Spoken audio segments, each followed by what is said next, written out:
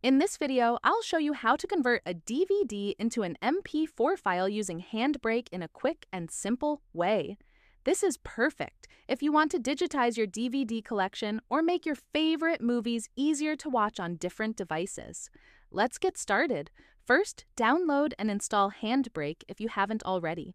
Just visit the official website, choose the version for your operating system, and follow the installation steps.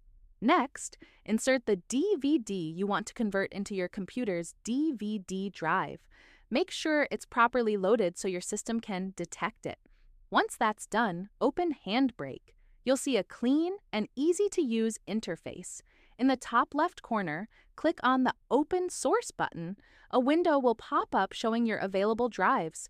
Select your DVD drive, and Handbrake will scan the disk. After a moment, it will display the available titles and chapters. Now, go to the Summary tab and set the format to MP4. This format is widely supported and works on almost any device.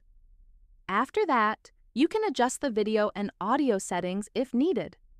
You can choose higher quality, change the resolution, or tweak the audio. Just keep in mind that higher quality usually means a larger file size. Before you start converting, choose where you want to save the final file.